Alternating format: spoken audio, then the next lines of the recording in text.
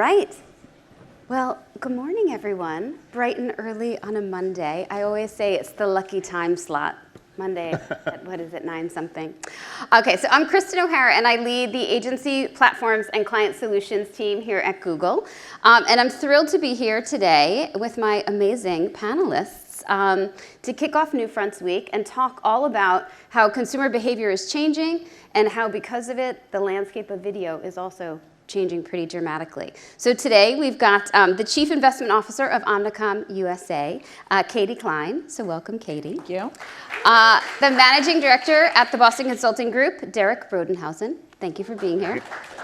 And the MIT graduate known for his incredibly popular YouTube channel with nearly 7 million subscribers, at Gohar's Guide, where he shares advice on college applications. We'll hear a little more about that, and strategies for life in general. So welcome, Gohar Khan. All right, so we'll have some fun. Before we get going, I thought maybe given, David, I know you're going to talk a little later about like how we just live in a world with so much change. So before we dive in with our panelists, I thought I'd zoom out a little bit and talk about maybe 4 of the themes that we're seeing that are really reshaping the landscape right now. So first, I think we can all agree consumer behavior has changed, and it has changed forever. I think my friends at BCG talk about the linear funnel no more, and that audiences have really fragmented right across formats, devices, etc. And we talk a lot about searching, streaming, scrolling, and shopping being the new consumer behaviors, what we call the 4 S's. Thank goodness for Google AI, who can help us kind of decode and separate the signal from the noise and help us see the patterns. The second theme is YouTube transforming streaming video. And I know, Gohar, you're living this every day, but YouTube has been the #1 streaming platform according to Nielsen for the past 2 years and now represents 12% of total TV viewership. So streaming is no more just about watching your favorite series, movie, or sports, and personalization is really the new premium in video thanks to YouTube. Third, creators are the new Hollywood. Neil Mohan coined this phrase last year, and we certainly feel like creators are defining a new era of what quality content means. And 98% of consumers tell us that they actually trust YouTube creators' recommendations more than any other social app. So YouTube really at the epicenter of culture. And finally, you didn't think I wasn't going to say the 2 little letters. Gen AI is really changing everything. And Google AI is really redefining creativity, entertainment, marketing, and even our own field of advertising. And we're excited that it can help you now not just run a better ad with Google, but really run a better business. So let's get into it. We'll do a light softball since it's so early this morning. In 1 sentence, could you each tell me your favorite use of AI? In 1 sentence. 1 sentence. In 1 sentence, I use it to make my life easier. Love it. Yes. So, and I think there's plenty of business purposes for that, and I'm sure you'll be hearing a lot about them, in the coming weeks and months ahead. But again, even in my personal life, I had an hour last weekend to meal prep for the week, and I asked it to help me in terms of exactly what ingredients to get out, what order to go in to make what I needed, and boom, done. Voila. Yeah. Fantastic. Made my life easier. I love it. Okay, Derek.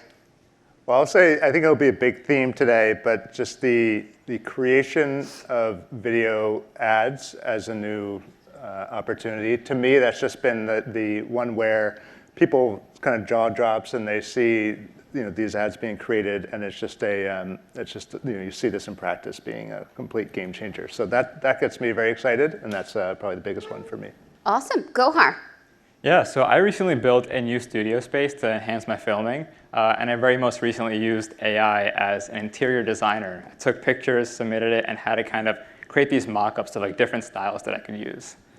All right, see? All right, I love it. Everyone has to play with it. All right, Derek, let's start with you.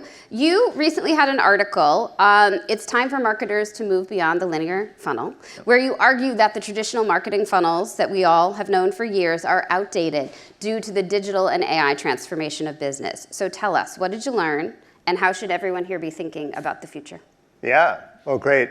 Well, first of all, I'll say I would probably describe the consumer experience today as similar to the name of the recent movie, Everything, Everywhere, All at Once, right? And we can all relate to that. And I'll just say, for example, last week, kind of shopping with my daughter at Target, see a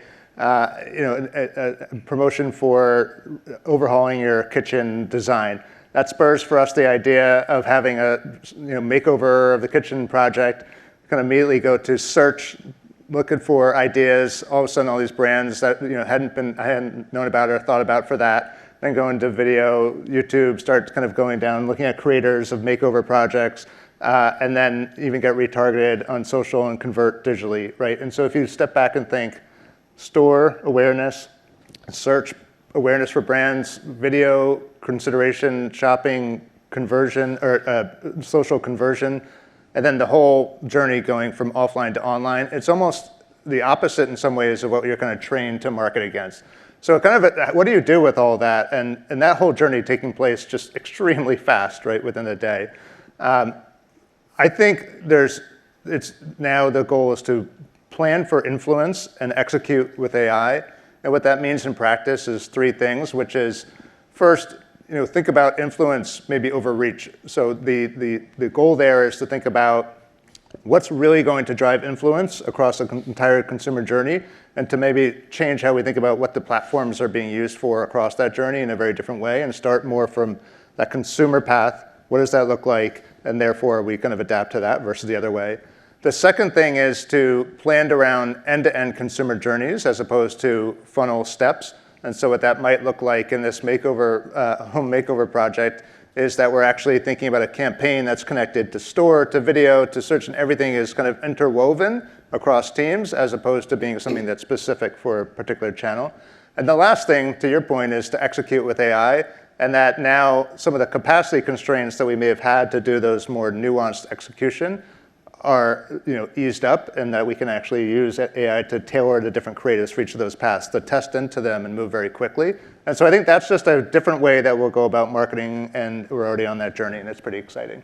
Okay, awesome. I love that. We'll talk a little bit more about influence in a minute, but Katie, let's get to you.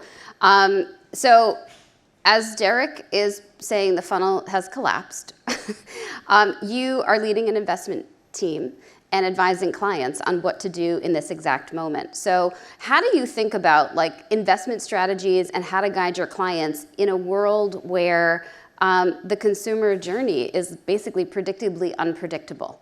Yeah, exactly. It is utterly unpredictable. And I think Omnicom released a study last year that actually stated about 80% of consumers will skip paths on the way to purchase. So you need to completely rethink how you viewed the traditional funnel. And that starts with audience.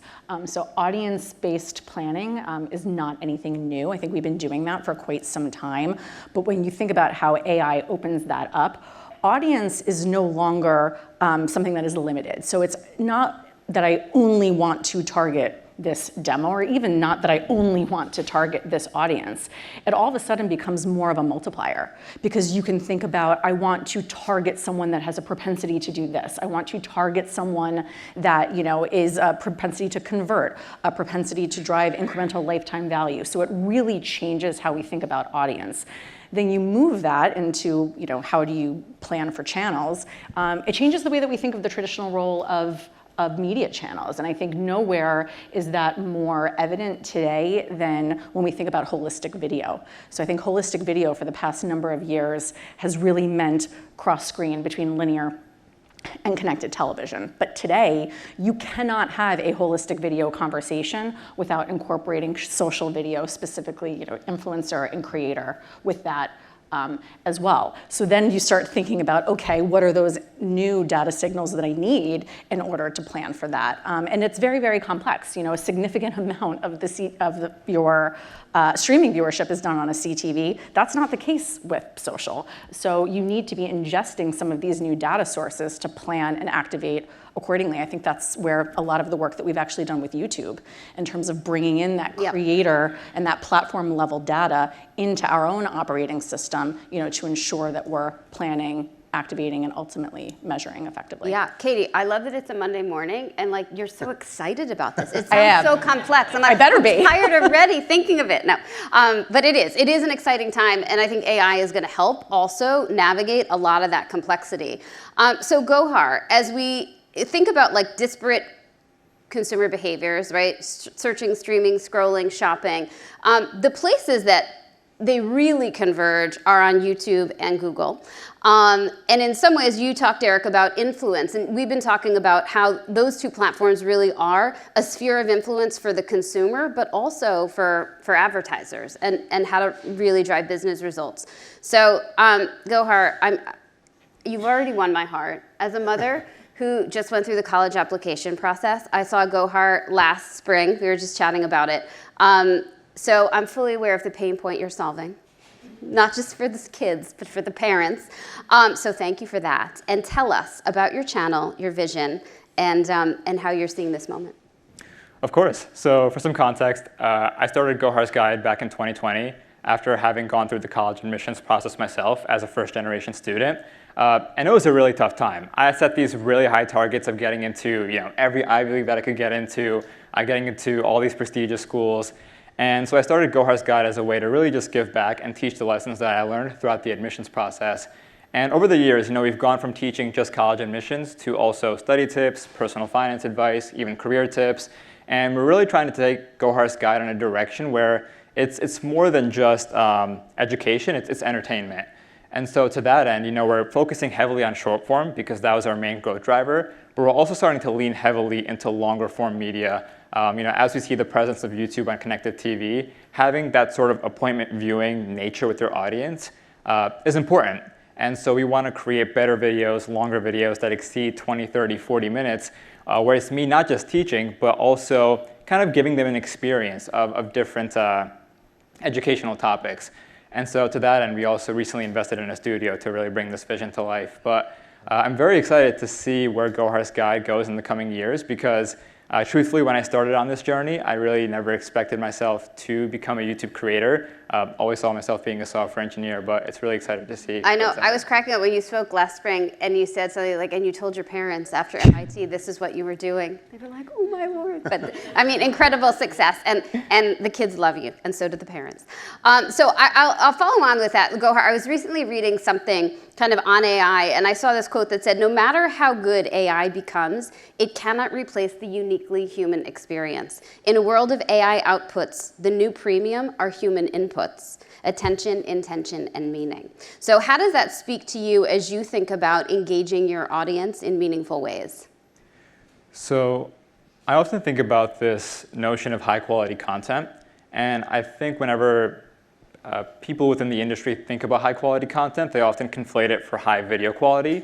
But I often come back to something I like to call the 3 Ps, which is purpose, passion, and presence. And so when I often think about purpose is, I'm not making content to get the most number of views. It's to show up and to deliver a very specific and intentional message. And when you show up with that intention, it comes through in the video and develops a sort of connection with the viewer that otherwise might not be there. And so to this end, I often think about something I call the ideal viewer persona. So even though I might be speaking to an audience of almost 7 million subscribers, I often just think about speaking to one singular student. And in my mind, I've sort of developed what GPA they have, what scores they have, what their goals are. And so that's how I approach each piece of content. And then to the passion piece, I just often think about my role as more of an entertainer.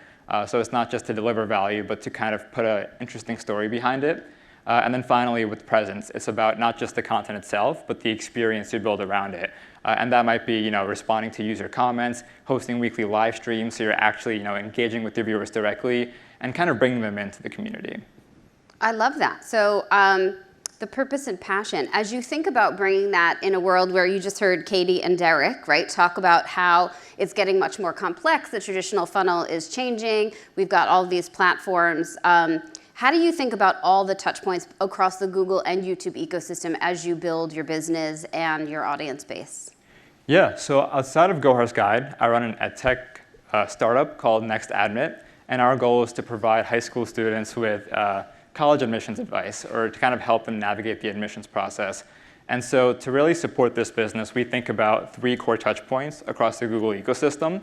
The first of which is organic media and YouTube. That has always been at the heart of our strategy in terms of reaching consumers and building not just recognition, but also trust, because that's where you have that face-to-face connection, and have the ability to share your genuine stories.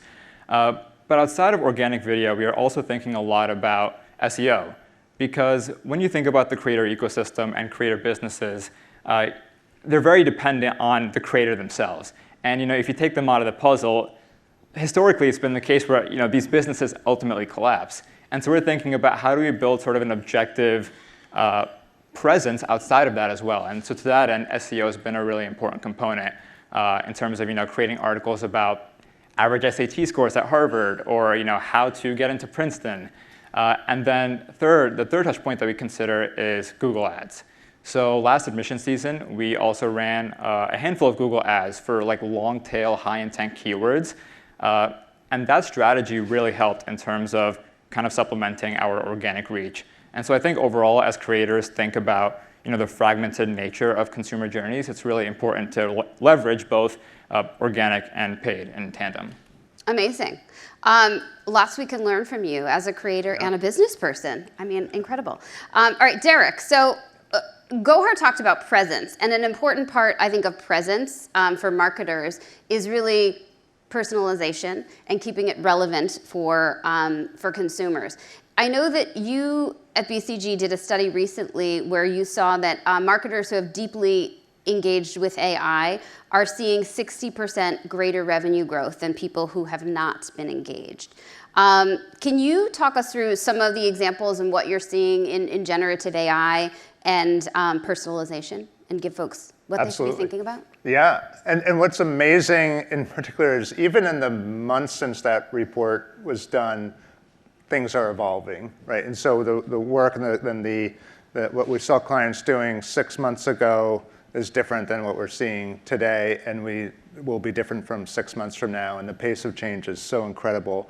But I completely agree with that, and I'll tell you just a funny thing related to that. Someone said, "Oh, could you go give a keynote on something Gen AI related?" And they're like, "Oh, you could use that thing you did in September." I was like, "I cannot." The world is every month a million new things happen. Michael Kaplan, I'm laughing at you. Okay.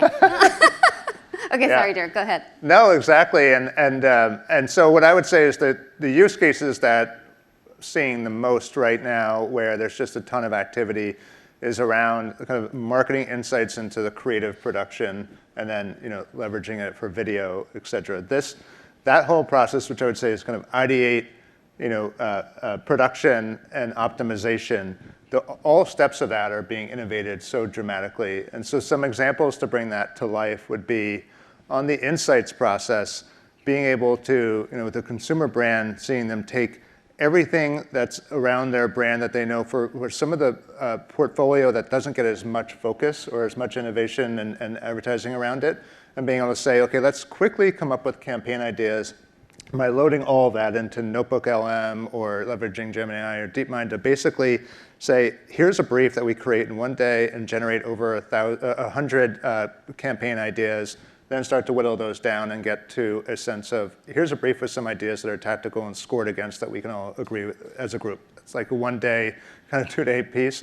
The next step of saying on the creation, then taking that through and actually saying, okay, let's create storyboards with Imogen, et cetera, and be able to get everybody aligned on here's what we want that creative output to look like. And then the next step of actually running through with Veo 2, et cetera, to turn that into video ads that then the team can start to say, this makes sense. And you've kind of gone through this whole process within a week of going from not having campaign ideas to actually having a video that's potentially even market ready. There could be debate around, are we truly comfortable with that right now? But at least that process, just innovating, 10 times faster speed, giving people more ideas to personalize, to tailor content. And so I just see a lot more brands experimenting with that over the last couple of months since Veo, et cetera, has released new features. And to me, that's been the biggest impact, is just 10x faster speed that then you're allowed to then free up that time to put into driving more effectiveness in other areas, right? So I think that's the most exciting. Wow. It is such a rapid change on the creative side in particular. And Katie, as you were talking earlier about how you're navigating all of these different channels and the consumer journey being so fluid and almost a unique signature, right? Every time a consumer goes on some sort of journey, right? It's different. So how do you think about advising your clients in this moment? from an agency perspective, what are you telling them to do, both on the media and or creative side? Because I know Omnicom has been a great partner already on VO2. Yeah, exactly. So I think when we talk about all of these changes, I think not just in our industry, but in the world, our job is to continuously look at this through the lens of what does it mean specifically for our clients? How can it help them achieve what they need to achieve, which by and large is delivering better business outcomes. So I think, again, from a very macro level, it is rethinking kind of rigid legacy ways of, viewing what a media mix looks like and moving to something that is more agile, more data informed, again, so that the focus can be there on the business outcomes. I think when we talk about specifically personalization within video, it's about implementing that and actually making it real and making it something that they can see the benefit of. So, and are you having clients have a hard time taking that step to get going, or? No, I don't necessarily think it's taking a hard step to get going. I just think, again, you have to be very specific and structured in how you approach it. So you think about what AI can deliver for content curation. So it's not just finding, appropriate tone. I think it's helping you to see what content best aligns with, brand guidelines, what's going to best align with your audience.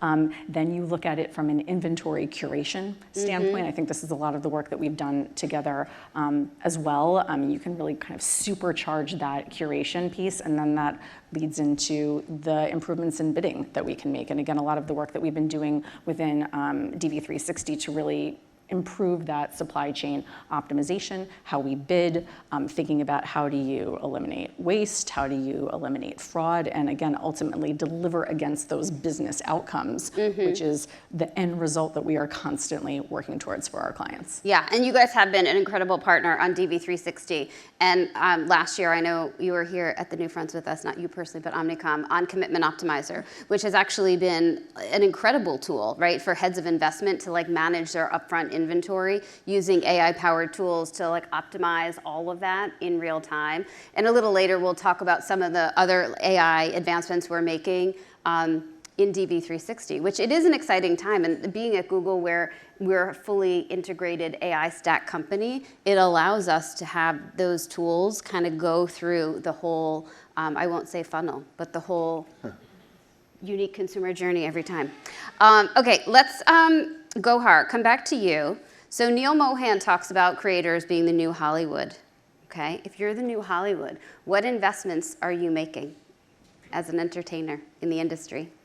So when I hear that, I often think about the parasocial relationship and that being the most important currency for any creator. The which relationship? The parasocial relationship. Okay. And that being the most important kind of element for any creator business. And so that really comes through when you move towards longer, more immersive media. And so when we built Gohar's Guide, short form media was our main driver, but we find that fandom and true community exists once you've built out a holistic catalog of long form content. And that's the direction that we're heading in, and that's where we're really putting a lot of our investment towards. And so to that end, what we recently did was got a studio, which transparently is the apartment down the hall, but we converted it into a space where I can just film all sorts of long-form videos. And it's really fun because one of the bedrooms we converted into a classroom, one of the bedrooms now looks like a dorm room, and the living room is this general filming space. And so we invested in this because we want to create, really fully vivid pictures and sort of immersive stories. And this has also allowed us to bring on our first in-person hire, which is a production assistant that can set up cameras, lighting, make sure that everything's running smoothly. And so it's the biggest investment we've made so far in the media business. And over the next 2 to 3 years, we'll see whether or not it pays off. Awesome. Well, that's so great to hear. I think we're almost at time, right, Erica? We're good. Okay. So, well, first, I just want to say thank you all for being here. A Monday morning is a tough time. So thank you all for being here too, because it was early for you. And I know a lot of people work from home on Monday still. When I think about what's possible with AI, it is a really exciting time. So Gohar, purpose, passion, and presence, I think is something that is great advice for all of us to think about, right? And the personalization at scale that you both talked about, Derek and Katie, I think is something that in a world of AI, we're going to be able to do more and more of. And I will say, my friends at DeepMind, I'll leave you with one of my favorite things that I ground myself in, which is the Google DeepMind mission statement, which is about building AI for the benefit of humanity. And I think that when we think about, so much of we talk about in marketing is about connecting people, right, to brands and engaging them in our content, et cetera. So we'll leave it with that. Let's make humanity better. Have a great New Fronts week, and thank you for being here. Thank you. Thank you.